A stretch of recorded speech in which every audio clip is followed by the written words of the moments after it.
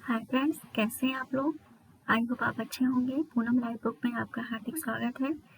आज हम ईवीएस के कुछ क्वेश्चन देखेंगे जो हमारे एग्जाम पॉइंट ऑफ व्यू से काफ़ी अच्छे क्वेश्चंस हैं।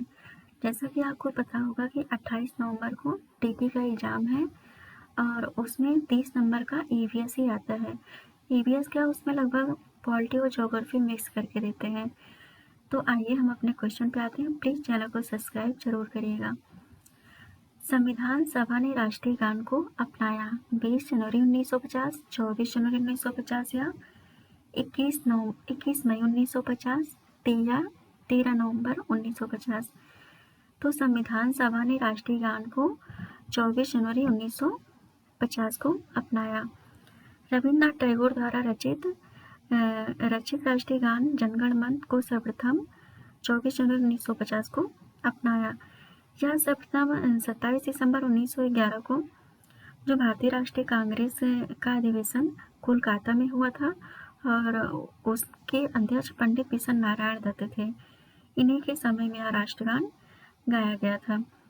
इसे रविन्द्रनाथ टैगोर ने सर्वप्रथम 1912 में तत्वबोधिनी में, जैसे कि उनकी एक रचना है तत्वबोधिनी, उसमें भारत भाग्य विधाता नामक शीर्षक से इसे प्रकाशित किए थे और 1919 में इसे मॉर्निंग सॉन्ग ऑफ इंडिया के नाम से अंग्रेजी में अनुवाद किया गया। अगला क्वेश्चन देखते हैं।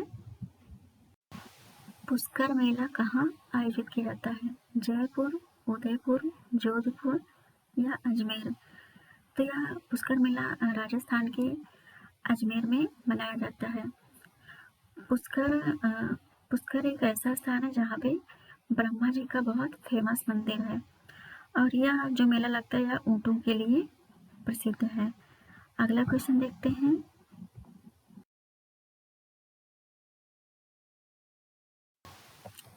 निम्नलिखित पराबैंगनी किरणों में से कौन सा अधिक हानिकारक है? यूवीए, यूवीबी या यूवीसी या फिर उपर्युक्त में से कोई नहीं। इसका करेक्ट आंसर होगा यूवीसी। यूवीए और बी यह हमारे त्वचा के लिए बहुत हानिकारक है। यूवी से जीवधारियों में निम्नलिखित प्रभाव पड़ते हैं, जैसे जीन परिवर्तन, त्वचा कैंसर और मोतियाबिंद, सनबर्न आदि। अगला क्वेश्चन देखते हैं। यूवी ए और बी से कभी कभी पौधों की वृद्धि में भी रुकावट होती है, तो इसका यह भी एक महत्वपूर्ण कारण है। अगला क्वेश्चन देखते हैं। निम्नलिखित में से कौन सा जैवमंडल का अजैविक घटक नहीं है? प्रोटीन, मृदा, कवक या फास्फोरस? जैसा कि आपको पता होना चाहिए कि प्रोटीन, मृदा, फास्फोरस ये सब अजैविक घटक हैं और इसमें पूछा गया है कि कौन सा अजैविक घटक नहीं है, तो कवक एक जैविक घटक है। अगला क्वेश्चन देखते हैं। गिर सेर परियोजना अवस्थित है गुजरात में, हरियाणा में, उत्तर प्रदेश या चंडीगढ़ में? तो गिर सेर परियोजना गुजरात में स्थित है। इसे एशियाई सिंहों का घर की उपमा भी दी जाती है, जिसे 1973 में राष्ट्रीय उद्यान घोषित किया गया था। गिर सिंह परियोजना केंद्र सरकार की मदद से प्रारंभ किया गया था। यह परियोजना गुजरात के जूनागढ़ जिले में स्थित है। यह एकमात्र ऐसा उद्यान है जहां एशियाई शेर पाए जाते हैं। आगे क्वेश्चन देखते हैं, तो इसका करेक्ट आंसर होगा गुजरात। आगे देखते हैं। गंगा नदी निकलती है अरावली श्रेणी से, लद्दाख ग्लेशियर से, गंगोत्री या मिलाप ग्लेशियर से? तो इसका करेक्ट आंसर होगा गंगोत्री ग्लेशियर। गंगा नदी गंगोत्री ग्लेशियर से निकलती है और यह भारत की सबसे लंबी नदी है, तो और यह भारत में 2525 किलोमीटर तक बहती है। उसके बाद यह बांग्लादेश में जाकर अपना डेल्टा बनाती है। गंगा नदी अलक भागीरथी और अलकनंदा के मिलने से ही इसकी संयुक्त धारा का नाम गंगा नदी होता है, जो कि देवप्रयाग में मिलती है। आर्सेनिक द्वारा जल प्रदूषण सर्वाधिक है उत्तर प्रदेश, मध्य प्रदेश, बिहार या पश्चिम बंगाल? तो इसका करेक्ट आंसर होगा पश्चिम बंगाल। पश्चिम बंगाल में सर्वप्रथम वर्ष 1983 में यह मामला सामने आया था। जैसा कि आपको पता होना चाहिए कि आर्सेनिक की अधिकता से जब वह जल में अधिक मात्रा में हो जाता है तो इससे ब्लैक फुट नामक बीमारी हो जाती है, जो कि बहुत खतरनाक बीमारी है। एक मार्ग का संबंध है, ये आया हुआ क्वेश्चन है।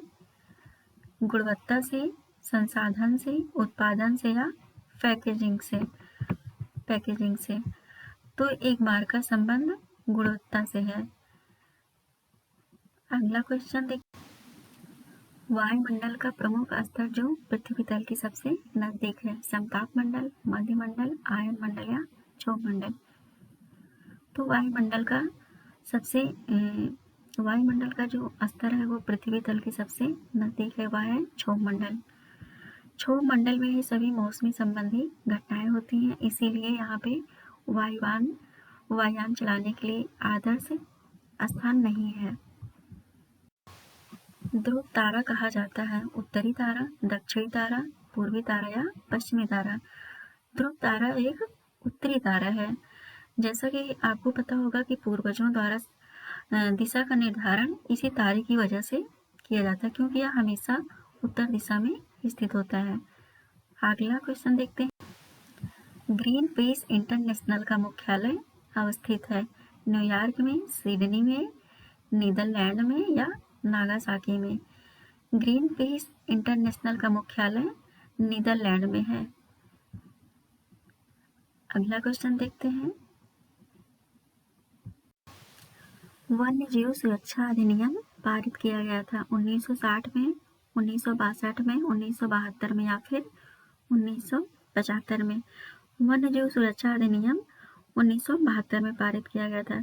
इस अधिनियम में अवैध शिकार एवं व्यापार को रोकने के लिए जुर्माने एवं दंड का प्रावधान किया गया था। इसका करेक्ट आंसर होगा 1972। अगला क्वेश्चन देखते हैं, ग्रीन मफलर संबंधित है, ये भी आया हुआ क्वेश्चन है। मृदा प्रदूषण से, वायु प्रदूषण से, ध्वनि प्रदूषण से या जल प्रदूषण से। तो यह ग्रीन मफलर का संबंध ध्वनि प्रदूषण से है। आगे देखते हैं, निम्न में से कौन सी प्राकृतिक वनस्पति मरुस्थलीय प्रदेशों में पाई जाती है, महोगनी, फर, कैक्टस या चंदन। तो इसका करेक्ट आंसर होगा कैक्टस। कैक्टस वनस्पति मरुस्थलीय प्रदेशों में पाई जाती है। इनके पत्ते कांटों के रूप में परिवर्तित हो जाते हैं ताकि वाष्पोत्सर्जन की दर कम हो सके, जिससे जल का ह्रास कम हो। तो इसका करेक्ट आंसर होगा कैक्टस। आगे देखते हैं,